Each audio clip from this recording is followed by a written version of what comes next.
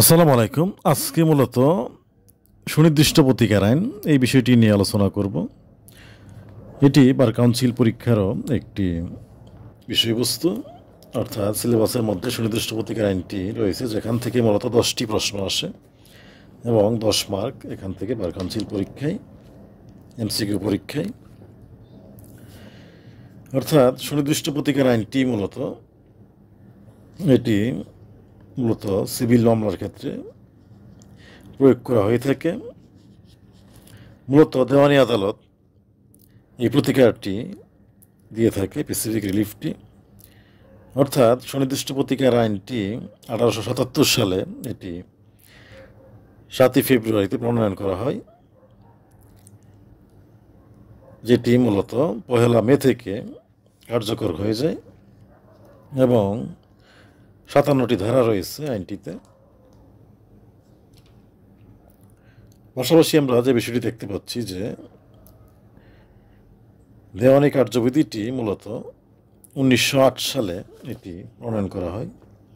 অর্থাৎ তার পূর্বে মূলত সিভিল মামলার ক্ষেত্রে মূলত সুনির্দিষ্ট প্রতিকার আইনের মাধ্যমেই মূলত দেওয়ানি আদালত পরিচালিত হইত এবং বিভিন্ন সমস্যা এগুলোর প্রতিকার বা রিলিফ দেওয়া হতো। অর্থাৎ আমরা যে বিষয়টি দেখতে পাচ্ছি, এটিকে একটি ন্যায়পরায়ণতা ভিত্তিক আইন বলা হয়, কারণ এটি প্রতিকার প্রদান করে থাকে বিভিন্ন সমস্যার ক্ষেত্রে, যেটি মূলত তত্ত্বগত আইন হিসেবে পরিচিত। অর্থাৎ সুনির্দিষ্ট প্রতিকার আইনটি মূলত দেওয়ানি আদালতের একটি সুবিবেচনামূলক ক্ষমতা, যার মাধ্যমে আদেশ প্রদানের মাধ্যমে সুনির্দিষ্ট প্রতিকারটি প্রদান করা হয়ে থাকে। অর্থাৎ আদালত কোনো পক্ষকে কোনো কাজ করার বা না করার আদেশ প্রদান করতে পারেন, অথবা চুক্তিভুক্ত পক্ষকে কোনো একটি সুনির্দিষ্ট চুক্তি সম্পাদনের জন্য আদেশ প্রদান করতে পারে। এভাবেই মূলত দেওয়ানি আদালত ডিসপিউটেড পক্ষদ্বয়কে সুনির্দিষ্ট প্রতিকার প্রদান করে থাকে, যেটি মূলত ফৌজদারি আইনের ক্ষেত্রে ফৌজদারি আদালতে আবার এই আইনের মাধ্যমে প্রতিকার পাওয়া যায় না। শুধুমাত্র দেওয়ানি আদালতেই মূলত এই আইনের মাধ্যমে সুনির্দিষ্ট প্রতিকার পাওয়া যায়। 27 নং আইনটি 2004 সালে আবার সংশোধিত হয়েছে। এখন আমরা আইনের ধারাগুলো দেখতে পাচ্ছি যে 3 নম্বর ধারায় মূলত কিছু কর্তব্য বাধ্যবাধকতা, বিশেষ করে পত্তনি উইল, এটি সম্পত্তিটি কীভাবে কখন দেওয়া যায় সে সকল বিষয়ে আলোচনা করা হয়েছে 3 নম্বর ধারায়। 4 এবং 7 নম্বর ধারায় আমরা দেখতে পাচ্ছি যে সুনির্দিষ্ট প্রতিকার আইনটি কখন প্রয়োগ করা যাবে না সেই সকল বিষয়গুলো নিয়ে আলোচনা করা হয়েছে। যেমন চুক্তি নয় এমন কোনো অঙ্গীকারের বিষয়ে সুনির্দিষ্ট প্রতিকার করার সুযোগ নেই। দলিলসমূহের উপর রেজিস্ট্রেশন আইন 1908-এর প্রয়োগকে প্রভাবিত করার উদ্দেশ্যে সুনির্দিষ্ট কার্য সম্পন্ন করা যায় না এবং শুধুমাত্র দণ্ডমূলক আইন কার্যকর করার জন্য সুনির্দিষ্ট প্রতিকার মঞ্জুর করা যায় না। 5 নম্বর ধারায় 5টি প্রতিকারের কথা উল্লেখ রয়েছে, যে 5টি উপায়ে সুনির্দিষ্ট প্রতিকার মঞ্জুর করা হয়ে থাকে। যেমন delivery of possession, specific contract, performance of A contract, injunction, declaration of title, appointment of receiver. অর্থাৎ রিসিভার নিয়োগের মাধ্যমে আদালত সুনির্দিষ্ট প্রতিকার করে থাকে। পাশাপাশি ক্ষতিপূরণের রায় ব্যতীত পক্ষসমূহকে অধিকার নির্ধারণ এবং ঘোষণার মাধ্যমে যা না করার বাধ্যবাধকতা রয়েছে এমন কাজ না করার আদেশ প্রদানের মাধ্যমে, কোনো নির্দিষ্ট সম্পত্তির দখল গ্রহণ এবং তা দাবিদারকে অর্পণের মাধ্যমে, কোনো কাজ করার বাধ্যবাধকতা রয়েছে সেগুলোর বাস্তবায়নের আদেশ প্রদানের মাধ্যমে। অর্থাৎ এই উপায়গুলোর মাধ্যমে আদালত সুনির্দিষ্ট প্রতিকার প্রদান করে থাকে। সেই বিষয়গুলো আমরা 5 ধারায় দেখতে পাচ্ছি। তারপরে আমরা দেখতে পাচ্ছি যে 8 এবং 9 নম্বর ধারায় স্থাবর সম্পত্তির দখল পুনরুদ্ধার সংক্রান্ত বিষয়ে কথা বলা হয়েছে। অর্থাৎ 8 নম্বর ধারায় মূলত আমরা দেখতে পাচ্ছি যে সত্যসহ সম্পত্তির দখল পুনরুদ্ধারের জন্য মামলা করা যাচ্ছে অর্থাৎ সম্পত্তিটি বেদখল হয়ে গেলে এবং যেখানে ব্যক্তির সম্পত্তির উপর অধিকার রয়েছে আইনগত, সেক্ষেত্রে তাকে সত্য এবং বেদখল এই দুটোই তাকে আদালতে প্রমাণ করতে হবে। প্রমাণের মাধ্যমে তাকে স্পেসিফিক রিলিফটি পেতে হবে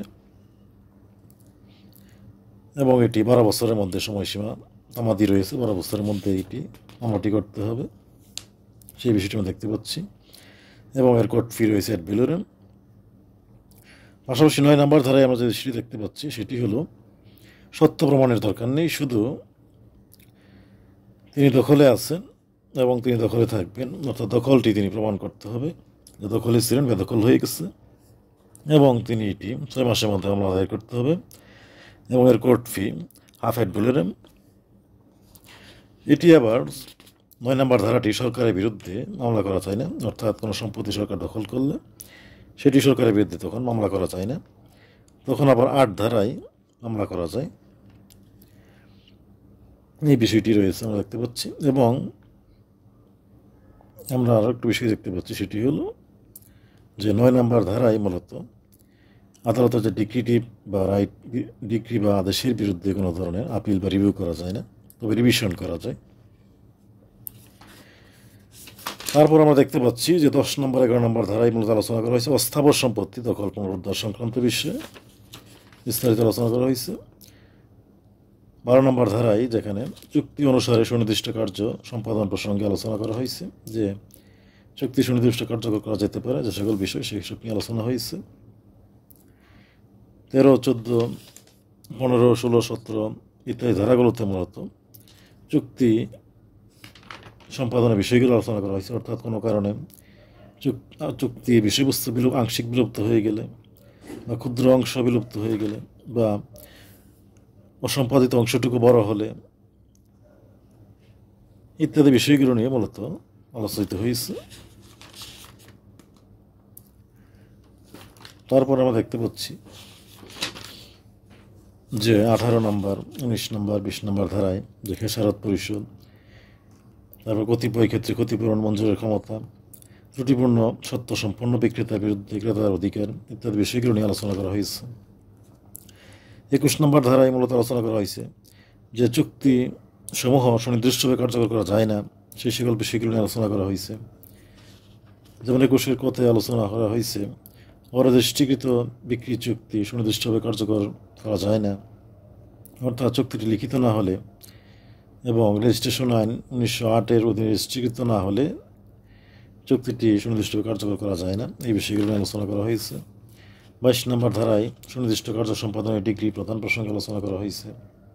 23 নম্বরে আলোচনা করা হয়েছে যাদের পক্ষে চুক্তিটি কার্যকর করা যায়। 24, 25, 27 ইত্যাদি ধারাগুলোতে আলোচনা করা হয়েছে যাদের পক্ষে চুক্তিটি কার্যকর করা যায় না, সত্য নেই এমন স্থাবর স্তম্ভ সম্পত্তি বিক্রয় বা ইজারার ক্ষেত্রে লিজ দিলে সেগুলো চুক্তি কার্যকর করা যায় না, সেই বিষয়গুলো নিয়ে আলোচনা করা হয়েছে। এখন আমরা দেখতে পাচ্ছি যে রেটিফিকেশন অফ ইনস্ট্রুমেন্টস, অর্থাৎ দলিল সংশোধন বিষয়টি নিয়ে আলোচনা করা হয়েছে। 31 নম্বর ধারায় যে কোন কোন ক্ষেত্রে দলিলকে সংশোধন করা যায় সেই বিষয়গুলো নিয়ে আলোচনা করা হয়েছে। যেমন 3টি ক্ষেত্রে দলিল সংশোধন করা যায়। প্রতারণার মাধ্যমে দলিল প্রণয়ন করলে, দলিলের পারস্পরিক ভুল থাকলে, দলিলের উদ্দেশ্য প্রকাশ না করলে, এই বিষয়গুলো হলে দলিল সংশোধন করা যায়। 35 নম্বর ধারায় চুক্তি রদের কথা বলা হয়েছে রেসিশন অফ কন্ট্রাক্টস, অর্থাৎ চুক্তিটি কখন বাতিল করা যায় সেটির জন্য চুক্তি কার্য সম্পাদন করা যেতে পারে। যেমনটি চুক্তি বাতিল করা যায় বিশেষ করে যখন ভয়েডেবল হবে, চুক্তিটি অবৈধ হবে, এই সকল ক্ষেত্রে মূলত চুক্তিটি বাতিল করা যায়। বিশেষ করে যেমন আরও কিছু বিষয় রয়েছে, যেমন ক্রেতা যদি সে তার ক্রয় মূল্য পরিশোধ না করে, তার দোষ বেশি থাকে, সেক্ষেত্রেও চুক্তি বাতিল করা যায় ইত্যাদি বিষয়গুলো আলোচিত হয়েছে। আরও কিছু বিষয় রয়েছে যেমন 38 ধারা, 37, 36-এ যে কখন কখন চুক্তিগুলো বাতিল করা যায়। যেমন কিছু কিছু ক্ষেত্রে রয়েছে যেমন ক্রেতা এবং বিক্রেতা আগের অবস্থাতেই থাকবে, এই ধরনের পরিস্থিতিতে সেক্ষেত্রে চুক্তি ভুল হলেও সেক্ষেত্রে চুক্তি রদ করা যায় ইত্যাদি বিষয়গুলো আলোচনা করা হয়েছে। অর্থাৎ আমরা 39 নম্বর ধারায় দেখতে পাচ্ছি যে ক্যান্সেলেশন অফ ইনস্ট্রুমেন্ট অর্থাৎ চুক্তি দলিল বাতিল বিষয়ে আলোচনা করা হয়েছে। আমরা দেখতে পাচ্ছি দলিল বাতিলের ক্ষেত্রেও আমরা দেখতে পাচ্ছি 3টি বিষয়, অর্থাৎ বাতিলযোগ্য, বাতিল এবং অবৈধ। এই 3টি বিষয় হলে দলিলটি বাতিল করা যায়। অর্থাৎ যুক্তিসঙ্গত আশঙ্কা বা কারণ আছে ক্ষতিকর কিছু, সেই ক্ষেত্রে দলিলটি বাতিল করা যায়। এই বিষয়গুলো নিয়ে আলোচনা করা হয়েছে। অর্থাৎ দলিল আংশিকভাবে বাতিল করা যেতে পারে, 40 ধারায় সেটি আলোচিত হয়েছে। এবং এর ক্ষেত্রে দলিলের তামাদির কথা বলা হয়েছে, 3 বছরের মধ্যে মামলা করতে হবে। অর্থাৎ দলিলের বাতিলের মামলা 3 বছরের মধ্যে করতে হয়, এটি তামাদি হলো। এবং এড ভ্যালুরামের কোর্ট ফি ইত্যাদি বিষয়গুলো নিয়ে আলোচনা করা হয়েছে। তারপর ঘোষণামূলক মামলার ক্ষেত্রে, ডিক্রির ক্ষেত্রে আলোচনা করা হয়েছে 42 নম্বর ধারায়, যে বিশেষ করে আইনানুগ পরিচয় বা অধিকার আছে এই সকল ক্ষেত্রে মূলত ঘোষণামূলক ডিক্লারেশন অফ সুটস বা ডিক্লারেটরি ডিক্রিজ ইত্যাদির জন্য মামলা দায়ের করা যেতে পারে। অর্থাৎ কোনো ব্যক্তি যদি সে দত্তক হয়ে থাকে, দত্তক সন্তান, তাকে দত্তক হিসেবে ঘোষণা করার জন্য, তার সম্পত্তির অধিকারের জন্য সে মামলা দায়ের করতে পারে ইত্যাদি বিষয়গুলো নিয়ে আলোচনা করা হয়েছে। আইনগত অধিকার, আইনগত পরিচয় এবং সম্পত্তিতে সত্যের অধিকার ইত্যাদি বিষয়গুলো নিয়ে আলোচনা করা হয়েছে। তারপর আমরা দেখতে পাচ্ছি যে 44 ধারায় রিসিভার নিয়োগের কথা বলা হয়েছে, যা তারা স্বাধীন ক্ষমতা বলে রিসিভার নিয়োগ দিতে পারে। এবং 52 থেকে 57 ধারা পর্যন্ত দেখতে পাচ্ছি নিরোধমূলক প্রতিকার অর্থাৎ প্রিভেন্টিভ রিলিফ, অর্থাৎ আদালত নিরোধমূলক প্রতিকার মঞ্জুর করতে পারে অস্থায়ী এবং চিরস্থায়ী নিষেধাজ্ঞা মঞ্জুরের মাধ্যমে। 53 ধারায় মূলত চিরস্থায়ী নিষেধাজ্ঞা এবং অস্থায়ী নিষেধাজ্ঞার কথা বলা হয়েছে। 55 ধারায় বাধ্যতামূলক নিষেধাজ্ঞার বিষয়ে আলোচনা করা হয়েছে। 54 ধারায় চিরস্থায়ী নিষেধাজ্ঞা কখন মঞ্জুর করা যায় সেই সকল বিষয়গুলো নিয়ে আলোচনা করা হয়েছে, গ্রাউন্ডসগুলো নিয়ে। 56 ধারায় আমরা দেখতে পাচ্ছি যে 11টি গ্রাউন্ডস রয়েছে যে সকল ক্ষেত্রে আদালত মূলত নিষেধাজ্ঞা মঞ্জুর করবে না, অর্থাৎ ইনজাংশন দিবে না। যেমন বিচার বিভাগীয় কার্যধারা স্থগিত রাখার জন্য, অধীনস্থ আদালতের কার্যধারা স্থগিত রাখার জন্য আদালত নিষেধাজ্ঞা মঞ্জুর করবে না। এই জাতীয় বিষয়গুলো এখানে আলোচিত হয়েছে। এবং সর্বশেষ 7 নম্বর ধারায় আমরা দেখতে পাচ্ছি যে কোনো একটি বিষয় যখন আদালত হাসূচক একটি কার্য সম্পাদনের, সুনির্দিষ্ট কার্য সম্পাদনের আদেশ দিতে পারে না, তখন আদালত মূলত নাসূচক কার্য সম্পাদনের নিষেধাজ্ঞা মঞ্জুর করতে পারে। অর্থাৎ কোনো একটি ব্যক্তি একটি থিয়েটারে গান গাওয়ার কথা রয়েছে, কিন্তু কোনো কারণে সে গানটি গাইতে পারতেছে না, সেক্ষেত্রে আদালত মূলত তাকে অন্য কোনো প্রোগ্রামে ওই দিন গান গাওয়া থেকে বিরত থাকার নির্দেশ দিতে পারে। এই বিষয়গুলো আলোচনা করা হয়েছে এখানে।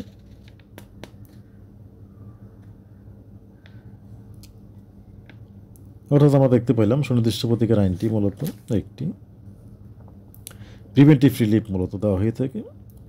অর্থাৎ কোনো চুক্তির বিষয়ে আমরা দেখতে পেলাম যে কার্যটি বাস্তবায়ন করতে পারলে বা না পারলে এই সকল সংক্রান্ত যে ডিসপিউটটি তৈরি হয়, যেটি মূলত সিভিল মামলা বলা হয়ে যায় বা সিভিল ডিসপিউট, সেই সকল ক্ষেত্রে মূলত আদালত সুনির্দিষ্ট প্রতিকার আইনের মাধ্যমে বিভিন্ন ধরনের রিলিফ প্রদান করে থাকে, প্রতিকার দিয়ে থাকে, সেগুলো আমরা দেখলাম। তার পরবর্তীতে আমরা দেখলাম যে 1908 সালে দেওয়ানি কার্যবিধি এসেছে। আরও কিছু সিভিল মামলার ক্ষেত্রে দেওয়ানি কার্যবিধি, যেটি মূলত পদ্ধতিগত আইন, সেখানে মূলত জমিজমা সংক্রান্ত আর অন্যান্য সিভিল মামলা সংক্রান্ত বিষয়ে দেওয়ানি আদালতের দেওয়ানি কার্যবিধির মাধ্যমেও বিচার কার্য পরিচালনা করা হয়ে থাকে। পাশাপাশি স্পেসিফিক রিলিফ অ্যাক্টের মাধ্যমে এই বিশেষ ধরনের প্রিভেন্টিভ রিলিফ এবং বিশেষ ধরনের রিলিফগুলো পাওয়া যায়, প্রতিকারগুলো পাওয়া যায়, সেই বিষয়গুলো আমরা দেখলাম। যাই হোক, আজকের মতো এখানে শেষ করছি। অন্য একটি পর্বে মূলত অন্য একটি টপিকের ওপর আলোচনা করব।